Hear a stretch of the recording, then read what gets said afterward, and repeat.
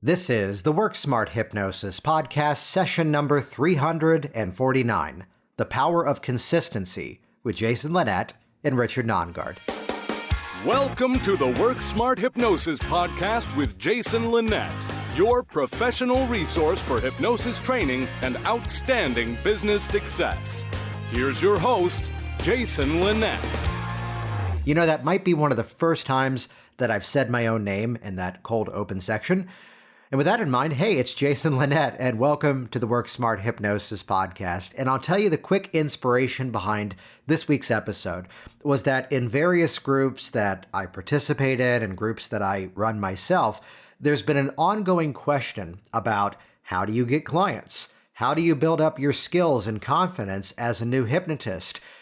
How is it you get long-term results, really, with anything?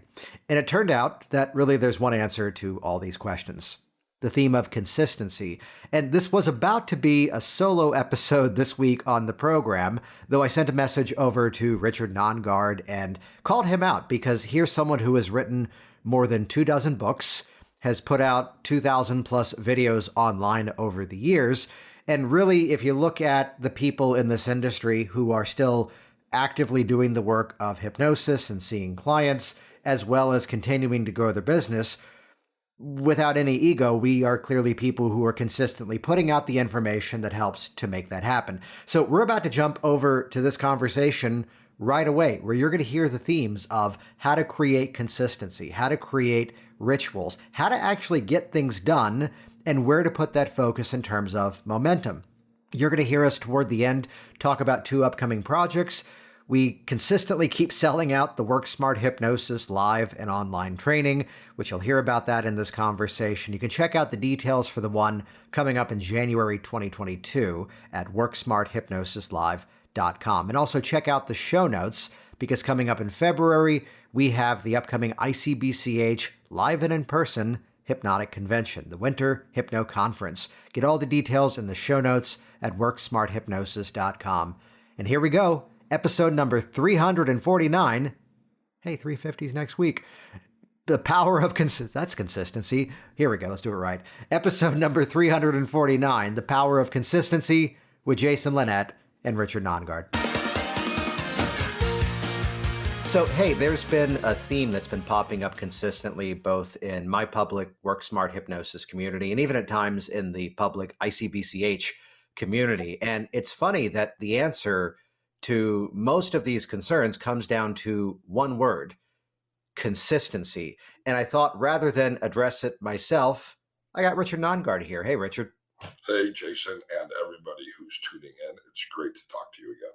Awesome. So I want to kind of kick this off on your side. When we define consistency, notice that we're not even talking motivation. Motivation is kind of that first step, and the consistency is what becomes the result. I tend to say focus on consistency, and then the motivation will naturally follow. But to just kind of give a blanket description as to what consistency means to you in the shape of, let's say, your business of seeing clients and also actually getting the clients, how would you define that mechanism of consistency? Well, I'm going to go back to a quote you always say, which you probably lifted from somewhere, but I've heard it floating around, and that is, do the thing that does the thing. And if you do the thing that does the thing over and over and over, it produces results. I see far too many people, both in their practice as well as in their marketing, start something, try something, and then move on rather than developing it, refining it, and building on it. And I think that it's really important to be consistent and to develop processes, and you call them even standard operating procedures from the business world. That's really helpful, both in marketing as well as in practice. Yeah. And by the way, the do the thing that does the thing is a Jason Linett original. So I think we need to file a trademark or something on that. There you go. There you go. That's what's trending nowadays. So then let's get specific here, because there's a conversation I had yesterday where I kind of revealed, that in my opening years of running my business, I didn't have kids yet. And so I purposefully overloaded my schedule seeing a ton of clients. And it was through that consistency, I'll say it politely, that's how I got good at this. Absolutely. So like for the new student of hypnosis, or even the person who's looking to get more confidence in what they do. What would be some of your approaches to bringing consistency into that practice so that their confidence and, yes, their results also begins to rise? Well, I think one thing is creating office hours. I mean, it sounds obvious, but I remember when I opened my very first private practice on Research Boulevard in Austin, Texas, and That's probably a good name for a street.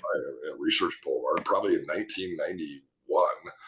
And I opened the office from 9 to 5, and I literally sat in the office next to a telephone at my desk with 0 clients from 9 to 5. I think it's really important to be consistent in everything, to do the thing that does the thing. And being at work is working. And that was how I built my first practice. So I think a new hypnotist needs to schedule out time. This is when I'm going to be working with or seeing clients. They don't have to do it 40 hours a week if they're new and they don't have any client base, but open up that Monday, Wednesday, Friday morning from 9 to noon and call that your work time. Schedule it as your work time. And if you have no clients during that work time, that's when you can be writing scripts so that you can be practicing for when you do have clients. That's when you can be reading more or learning more about hypnosis so that when you do have clients, you can do well with it. And I think a 9-hour commitment, the 9 to noon, open office hours for a new hypnotist who has no clients isn't an extravagant commitment. But it says, I'm doing this as a profession. I have hours. I'm at work. And I think that's important. I love what you said there about carving out that time. And, we can talk about 2 different ways of approaching this, because I know you and I organize calendars differently. You have a calendar, and her name is Stephanie Skiba. Right. Yeah. And my calendar is a mixture of Microsoft Office, and we're moving things over to Google at the moment, which that's fun. But I discovered something about myself a while ago, which is that the to-do list becomes a distraction of things that just pile up. Absolutely. And in my world, it became the rule that if it's important, it has to be scheduled. Yeah, I've never had a to-do list. I have a schedule. Yeah. So like today, there's a segment where there's like a ebook that I'm currently writing and likely using your designer to make it look better. But I'm writing this ebook and I've got 3 hours that are carved out to then do the work to at least get the first draft together, bring it over to an editor. And the reality is that thing would exist because I've actually made the time to do it. It's the reality that there's no such thing as finding the time. What actually exists is making the time. I love what you said, though, a moment ago. And let's talk about the skills of the hypnotist, because I do think we need to take a moment and pull something out of the training that we do together and talk about the power of the empty chair, which is a practice strategy as to how the hypnotist can grow a lot of confidence. And I love this because you and I have both been made fun of this. Yeah. I've been mocked for giving this advice for years, and that is put a stuffed animal in the chair and practice. When I first learned Ericksonian hypnosis, I was practicing and learning language patterns, and I remember turning the key on my Chrysler K car, saying, you can start quickly or you can start slowly, but surely you can start today. So it's simply practicing, and the reality is practice does make perfect. That improv comedian who you went to go see last week, who did such a great show, riffing off of everything in the audience, did the exact same show a week before and is going to do the exact same show next week, because nothing was improv. It was all actually well rehearsed. And I think practice does make perfect. That is part of consistency. So self-hypnosis is probably the easiest way to find a real person to practice hypnosis on. But it also is a great way to practice language strategies with that empty chair that you're sitting across from. I put a stuffed animal in it, or one of my mini dogs, and it just becomes a strategy for rehearsing. And just to give this process some credit where it's due, none of Richard's stuffed animals and none of Richard's dogs smoke. So clearly, there you go. This is going phenomenally well. Yes. Well, the advice that I give on that is that, there's a intake form that I give to my clients. And what I say to students in a class is to fill out that intake form as if it was a specific client, create the case study. And whether it's stuffed animal or whether it's just sheet of paper, the mistake people make is sitting around and waiting for the opportunity. And this is the comedian's line that I kept quoting in my Work Smart business book. Do you see how we got that plug seamlessly in there, by the way? Kevin Pollak would say that if you're not creating, you're waiting. So I would create the opportunity early on to practice what I was doing by coming up with this client case study and then running my hypnotic process as if that document was my client and working specifically off of their needs. Now, the side note to this is something that over time became nicknamed, and this is optional, but it's highly recommended, the deck of doom. Get a stack of index cards and write out the various things that could occur spontaneously during your session, such as client goes into a coughing fit. There you go. Despite your best efforts to request they turn off their cell phone. Well, they did turn off their cell phone, but it's still on vibrate, and that's louder than it ringing, it turns out. There's someone outside knocking on the door. What things come to mind, Richard, in terms of things that can go wrong in a session? Your office is in the front of the building, and people come to pick people up from another office and honk out front. The UPS guy comes in the front door. You have to pee in the middle of a session. A jackhammer's going off because the sidewalk is being rebuilt. So I actually wrote a book on this titled Magic Words in Hypnosis. That's a great title, by the way. Great title. It is the script. I wrote this book at the 2011 ICBCH convention. We gave it to everybody. The 2022 ICBCH convention, by the way, is coming up, and we'll give away something awesome there. But we have to have a plan for really everything that could go right and go wrong, and prepare for it. And we prepare for that by rehearsing and by practicing and by writing it down. Yeah, so the strategy becomes you're now working with this made-up client, and let's throw in the obvious disclaimer. Yes, it would be great to also be working with real living, breathing people as well. You're going to learn even more from that. But think about what's going to be different in your process, though, when suddenly the unexpected occurs and it doesn't phase you because you're ready for it. So the trick to this is, if you've done the index card routine, the deck of doom, spontaneously throughout your session, reach over, flip the card over, and suddenly deal with, it says ab reaction. I like the classic Jerry Kine approach of, that's right, the scene fades and you tend to your breathing. By the way, as you're considering deck of doom, a warning and a recommendation at the same time. Go to YouTube and search 4 words. Adam Sandler, farting, hypnotist. Excellent video. You are welcome. Thank you. You will be so confident in your process as that will hopefully not be your challenge. If not, let's go back to Jerry Kine. You know what? This next method works even better when I'm not in the room. There you go. Now, chances are there are some this far into our conversation that are almost, again, putting down this idea, criticizing the concept of it. We can now say it consistently. The people who we've recommended this to over the years, those are more likely the ones that are actually now doing the professional work of hypnosis. So to consistently get better, you need to be consistently doing the work. You and I have probably seen as many clients as anyone on the planet Earth. We have been seeing clients for years and doing a lot of work. We've trained a lot of people, and we train people to do what we actually do. So I always say, if you're going to go to hypnosis training, make sure you can actually book a session with that hypnotist. Are they really doing the real work of hypnosis? And the people who we've trained who do what we do are doing successful things. That's the power of consistency. By the way, you said something that I also think is part of that consistency process. Write out that intake form, filling it out as if it was a real person. This helps the person create an avatar for their marketing so that they know who it is that they're going to be speaking to with their message. If you're doing advertising, Facebook ads, marketing, building a website, speaking at a meeting, and you don't have a mental picture in your mind of who it is that you want to attract as a client, then you're not going to be attracting the clients that you want. And I think it's really important to define the person who we're going to be speaking to and have a representation in our mind of who that's going to be, so that whenever we have the opportunity to share the work that we do, we're sharing to that mental image of who it is that is our ideal client. That's who we're going to attract. I agree. And let's go yes and off of this. So now that we've identified who that ideal client would be and what part of their story is, and the reality is, the more tightly you niche something down, the more consistent, the more clear your message becomes. And the reality is there'll be a part of the audience that sees that and makes their own connections and goes, oh, this person can probably help me with this. And they'll actually reach out to you faster. Though I'd pose a question as a bit of a riddle. already knowing the answer, would you say that the marketing, the promotion, the advertising, whatever word we want to use to do our client acquisition, would you say that's more of an event or a process?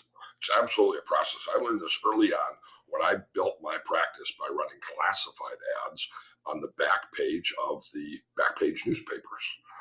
Every city had their weekly entertainment rag. In Wichita, it was the F5.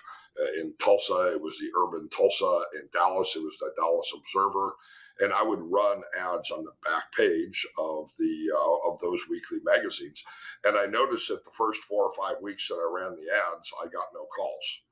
And I noticed that in week 6, 7, 8, 9, 10, 11, 12, I would start to get a whole lot of calls. And then I would stop the ad and I would usually run a different ad. And yet I would get calls in week 13, 14, 15, and 16 for the ads we're running in week 10, 11, and 12. Advertising works, whether it's radio ad, TV ad, newspaper ads, or any other type of advertising when there's consistency. Consistency creates success in marketing or advertising. Well, look at the fact that we all know that McDonald's sells hamburgers. We all know that Apple sells computers and other electronic devices. We all know that Starbucks sells coffee, but they keep reminding us of this now, don't they? They do, because the conscious mind has a short-term ability to retain information. So we have to keep introducing it into the conscious mind. What consistency does in advertising, though, is it lets us know when we need to access that knowledge. Like, oh, now I'm ready to quit smoking. Now I'm ready to stop being anxious. Now I'm ready to stop chasing cars. Hey, wait a minute. Wasn't there an ad in the Urban Tulsa? Wasn't there some guy on KXTD radio? Wasn't there a website? And then they go back as if it was the yellow pages to find the answer. So consistency is a requirement. Anybody spending $100 worth of ads who gets no results hasn't done enough advertising. Yeah, absolutely. No, I'd go back to the formula for luck. We could say that luck is the equation of experience meeting up with opportunity. And I got this lesson. What started my career was I originally was doing a program for high schools, and the foot in the door was postcard advertising. And there were schools that I would send something to like 3 or 4 times a month. This is now going back to like 2006, 2007 at this point. And what would happen, though, is by the time they'd call and book something, they'd always say the same thing. This is such a great idea. I wish you let us know about it earlier. And of course, I was polite and didn't go, yeah, I've been mailing you postcards for the last 3 years. I would have, systems built into Virginia Hypnosis, which would get the foot in the door by offering something of value, what we would often call like a lead magnet, series of videos, or like an ebook like the one I'm going to be writing today. And it's from that it would create the sequence of, and here's the rule, adding more value to stay top of mind and giving a polite invite as to how to get more, which was just simply at that point, it was call this number for a free consult. Nowadays it'd be go through the sequence to schedule a time to chat. Yet it's the reality that not everybody is always encountering you when they're in a position where they can make a buying decision, which is my fancy way of saying they're sitting on the toilet looking at their phone. There you go. So consistency and the ability to stay top of mind. So like Richard said, when the opportunity is there, they already see you as a resource, which there's a friend of ours that, episode number 350 of this podcast comes out next week. And a friend of ours went around episode 210 or so. He's like, "Oh, you're serious?" Which look at this as an example of making the decision. And I'll call it out. Early on, there wasn't an audience. Early on, there weren't people who knew where to find this thing or what it even was. And now it's a constant conversation in so many different communities. Well, the hardest thing for people to do is a podcast or blog consistently. Because the first 50 blogs, nobody's reading. The first 50 podcasts, nobody's tuning in. And by the time you get to number 40, 45, most people give up. And they're almost to the point where they're starting to attract an audience. Yeah. And that is the power of consistency. People know I can find Jason's podcast. People know I can find Roger Moore's blog. It's essential. Yeah, that's part of my story, too. That's why Work Smart Hypnosis eventually took over as the main source of my clients. The general public finds this program and they reach out to me. That's why we were able to close down the office of Virginia Hypnosis and move 900 miles south. So look at that as an example of picking a specific channel and getting consistent. Now, you have a ton of content on YouTube, as do I. You have a whole lot more. Tell part of the story as to the decision early on to jump into that and kind of what you had in mind in terms of what you were putting on there. Well, I jumped in early. I was lucky. I posted a video because my son told me I should do it. And I had no idea what YouTube was. He was in high school at the time. It was 2006. And he said, you should put one of your hypnosis training videos up. So I did. And I promptly got over 1 million hits on it. I became really excited about that. And I started posting all kinds of things. That was back in the day, by the way, when people would share this myth that you shouldn't post a hypnotic induction online. So I made a number of videos that were teaching hypnosis inductions and posted them up on YouTube. And people were really happy about being able to learn using an online media. But that's just part of the message about consistency. When I started my business in 1994, I made the decision, and I don't know how I got this idea, but I made the decision that every person in my market, which was licensed mental health professionals in Texas, would see my logo in the mail 3 times during the year. Nice. And so I spent a ton of money to do that so that they would know who I was. Curtis Floth, who's an ICBCH member, is going to be speaking at our conference in February. Has written a book about creating a beautiful logo and branding. It's an excellent book. I think everybody should get it. The power of the logo to create consistency. Your thing is purple. There's not a hypnotist in the world who doesn't think of Jason Linett when they see the color purple somewhere, or somebody wearing a purple tie or wearing a purple shirt. So branding and consistency creates awareness. And whatever the mind attends to, it considers, and what it considers, it eventually acts upon. And the people who have been considering what we do because of our branding, our consistency, our message, our blogs, our logo, our snail mail, our radio advertising, our social media posts, eventually it's going to take action and reach out when the time is right for them. Well, let's go back to the topic a few moments ago around scheduling, in terms of managing time, which would be that, when we're into a more consistent rhythm. We've purposefully paused another podcast that's been running as the audience changed after people have been in it for 2 years. And I went, oh, that's who's attracted to this. Cool. Let's change the title. Let's change the audience. But that now requires the domino effect of changing the audience, which that's tomorrow's task of re-recording the interludes of the Hypnotic Language Hacks podcast. But I call this out. So recognize along the way, be willing to adapt, be willing to listen to what people are responding to and make those changes. But inside of all of this, there comes this intention that, as I've been saying for years in this, to embrace the fact that you are a content creator first that happens to provide a product or a service. And then once we have that clarified, the reality is traditionally for a while, I'd be recording this program or even the other program like maybe once or twice a month. And then in the words of the late, great Ron Popeil, set it and forget it. So I think the flaw that people have, this message as to when someone reaches out to me and when someone's booking a call with me because they want to join one of my programs or hire me on to kind of consult with what they're doing, which as I'm looking at my calendar, I'm talking to someone today who sent a screenshot. She goes, oh, I'm listening to episode 120 of your podcast today. As you messaged me, I'm like, that's the one from like 5 years ago. That there's another nudge of consistency. The ability to pick something and schedule the time to do it. Nothing happens unless it becomes important to us and we make it a priority for that to occur. But when people see the volume of stuff that I've put out, the volume of stuff that you've put out, it's like metaphorically, they're standing at the base of the mountain looking up and going, I can't do that. And yet somewhere there had to be the first video to be produced. Somewhere there had to be the first website to be produced. That's exactly where I was going. How many books, Richard? 28 books. But that would take forever. It takes at least 16 weeks to write a book, right? I can teach somebody to do it in 12-week book. How about that? So here's one of the things I want to burst everybody's bubble, your bubble and my bubble too. Jason and I aren't actually smarter, better, or anything else than really anybody else.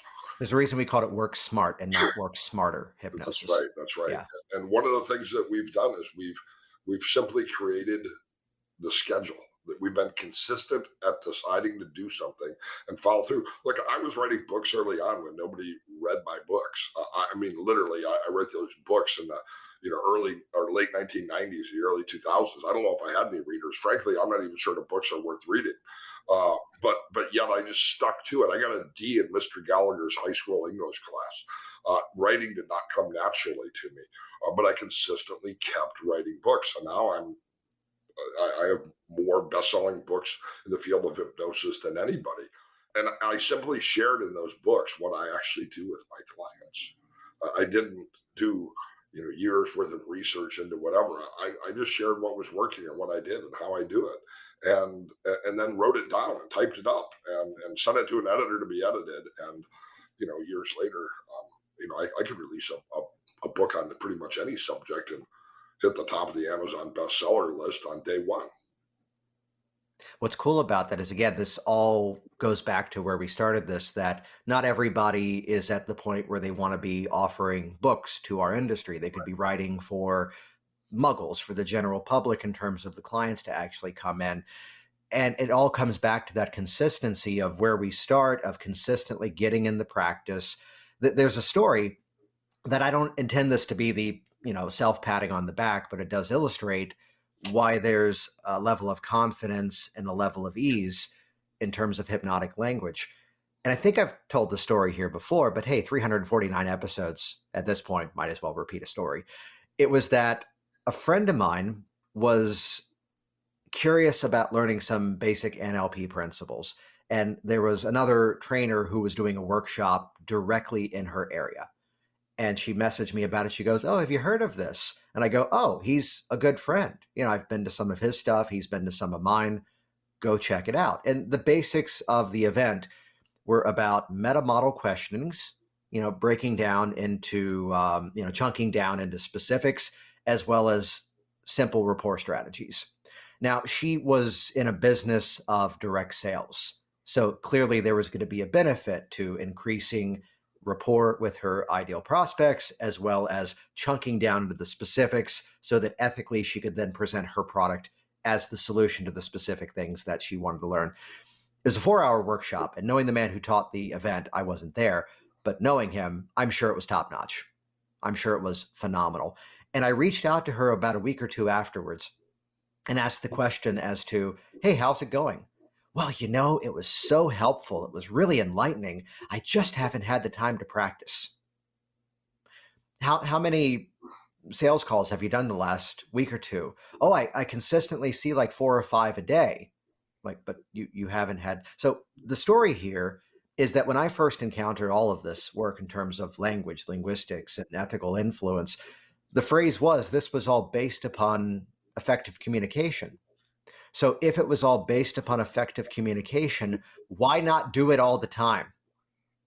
So this is part of why Richard and I teamed up eventually to do certification training together. We say a lot of the same things. We have differing opinions, but we end up at the same result, as to let all of your communication become hypnotic. And we also become more effective in our change process, where it's not necessarily only about hypnotizing the client to produce a change, but teaching them how to, let's use the word, consistently live hypnotically so that they are living inside of their result as opposed to moving toward.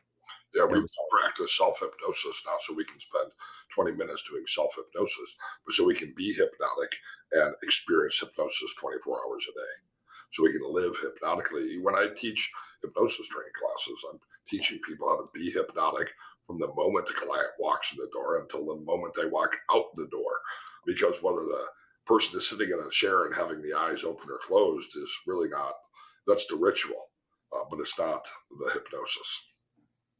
So then let's put this into some action steps for people that are out there. For those that are kind of in the startup phase, and let's mix together the fact that they need more confidence in terms of their skills, which is then going to relate to greater results, but also at the same time, they need to have that consistent flow of clients for this all to mesh up. break it down to like 2 or 3 action steps. What would you recommend they do? Number one, if you don't have Outlook or Google Calendar or something equivalent, get it and schedule your time. Number two, look at what's working rather than trying to figure out what do I need to do, what am I missing. Spend time looking at what you're doing that is correct and schedule more time to do more of what's working for you. That's probably the easiest way to actually get ahead. Yeah, I'd throw in pick a pathway to be consistent. So choose a specific way that you're going to be getting practice. That might be, we have a lot of people in various groups of ours checking in with others to set up practice sessions. You can do the empty chair, which is officially called the Hypno-Bob routine, just to give it a much more name. Hypno-Bob is wonderfully compliant, by the way. That's why we do the Deck of Doom thing. But pick that channel is also as to how you're going to be found. And people get caught up sometimes in the question of, should I do Facebook? Should I do Instagram? Should I write? Should I podcast? And the better question kind of goes back to something Richard hinted at earlier, which is, where are your ideal people gathering? And that's where you focus those efforts. So it's not a matter of what should I do? It's a matter of sometimes where should I be? And that becomes that mechanism. It's where the other business that I'm now running was built because I looked around and went, hey, in this world, people have the same 3 resume points: TED Talk, book, and podcast. And so I created the world of consistency to bring people into that. And that's a big source of my audience now. Let's also throw in consistency of improvement. Absolutely. This is something that you and I've connected further on this year, of making sure, and my dialogue is that of, if I'm in the situation, and I say this respectfully, if I'm in the situation where I'm the one consistently holding court and teaching others, that's great for enhancing a industry. That's great for enhancing the confidence and the quality of what I do. Yet that's not putting me in a situation where someone else respectfully is holding court and I'm learning from them. So to find the ability to, this is where there is, yes, a value in ongoing training within our shared industry or even looking outside of it. So Richard and I have been, going to, I've been doing this for years, but going to marketing events, joining mastermind. Do whatever Jason did this year. All these marketing and business development conventions. I've been going to it. By the way, I think this is important. I'm pretty good at it. I'm pretty good at business. And I learned before a lot of these people were even online, before some of them were even born. Yeah. And so I always thought to myself, well, I don't really need to spend time and money to go to that. And I decided, you know what? I need to learn from somebody else who's doing something different than me. And so I've done that. And people have an opportunity in our industry to go to the 2022 ICBCH Winter Hypno Conference this February in beautiful Orlando, Texas. This is Orlando, Texas? Orlando, Florida. I have to pull a Mike Mandel and Chris on that one. We'll fix that in post. Yes, Florida. Florida. I think it's really important to be able to get together as a profession and to be able to make connections to other people and to learn from other experts what they're doing to create success, both in the office with clients and in their business. And we have a great lineup of awesome people who are actually doing the real work. None of the speakers at the ICBCH convention were picked because they are a big draw. They were picked because they actually do the work that they're speaking about. And I think that's really important because it's a place where people can make connections, learn new skills, strategies. And I also think it's really important, especially after the last year and a half, for people to be together again as a profession. You and I went to a convention in Orlando last month that had 3,000 people. I think a lot of people were probably a little bit nervous about attending an event with 3,000 people. The event went really, really well. It was an awesome thing to be in a room with people again who you could connect with on a personal level. I made lifelong relationships at that event a month and a half ago. That will probably be relationships that I'll have until the day I die. Being able to participate in live events is important. That's why the ICBCH convention is not a virtual event. You can't buy a ticket and then tune in and watch it from wherever you are. It's in Orlando, Florida, because we want people together. So what link can they go to? How can they find out more about that? Well, you can go to hypnosisconvention.com Of course you own that one. Hypnosis.com, and that will give you all of the details for the upcoming ICBCH convention. Yeah, it's a great lineup. And on the theme of consistency, this has been something that I was delightfully surprised about. And, what I told the story earlier, where we purposefully paused a podcast, which I'll say this politely, was bringing in a consistent audience. But the audience that was coming into it was different than the audience that I originally intended. So we retitled a program, and that requires some other mechanisms. The fact that as we do the hypnosis certification program, that was built for people who were brand new to jump in. But we all know that there's a quality issue in terms of many hypnotic trainings that are out there. So if you're looking to break away from scripts, breaking away from rigid protocols, or to have the ability of flexibility in your client process, that's where suddenly the Work Smart Hypnosis Live event that we would do, which is an ICBCH certification, well, it turns out half the people who have been signing up the last 2 years aren't necessarily the ones that are looking for the certification. They want the skills. They want the confidence inside of what they're doing. These are the people who perhaps are still kind of jumping over those hoops of figuring out the fact that we all have international businesses now, and we're not just local anymore, thanks to this renaissance of online effective hypnosis. So you can check out that. We've got one coming up in January 2022. That's WorkSmartHypnosisLive.com. And if you're listening to this after all these events occur, I'm sure there'll be a 2023 ICBCH conference. So we consistently keep putting out these Work Smart Hypnosis Live events. Let's kind of bring it in for a close here, because I need to hop in a call in 5 minutes and consistently continue to serve the people who are in my programs. If you had to break it down to one specific strategy that's been one of your sort of secret weapons of consistency, if you had to define the one thing that has built not only the client success, but also the business success, let's go for that plastics moment in the movie The Graduate. What is the one piece of advice to focus your consistency? It sounds too simple, but I wake up at the same time every morning and I do the exact same thing every morning. I wake up, I walk the dogs. When I walk the dogs, I take that 20 minutes to think about what it is that I need to be focusing on during the day. I set an intention for the day, and I come back from walking the dogs are happy, and then I do what I intend to do. That habit is a habit that I've had for years, and it's a habit that has changed my life. Starting with a walk is that physical and that mental activity. I mean, it sounds so simple. Get up at the same time and walk the dogs. And if you don't have a dog, go for a walk yourself. There's no such thing as not walking enough. And it makes all the difference in the world. You have a good source for golden doodles, though, right? I do have a good source for golden doodles. So we're collecting one of every size and color. We'll put that in the bonuses in the show notes. For sure, pups. Yeah, I'm a yes and on that one in terms of waking up consistently at the same time. I go to a gym, I do weightlifting, then I come home and then officially start my day. So I'll set an intention of consistency in terms of theme. If you look over everything you've seen of mine over the years, it's all built upon one specific premise. Create the world where people already know, like, and trust you before they actually get in front of you. And right there is the formula that's behind everything that I've done. That's the filter of every piece of content, every podcast episode, every appearance at a convention, every dialogue with a client. So create a consistent theme as to what your messaging is meant to serve. And then from that sort of top-down mechanism, now you have a place to get started. Excellent. Jason Linett here once again, and as always, thank you so much for leaving your reviews online, keeping the conversations going by sharing these various episodes, as well as taking a leap and going forward with us. This is why we do the Work Smart Hypnosis Live training event, which you can find at WorkSmartHypnosisLive.com. As you heard, half of the people are brand new and seeking certification.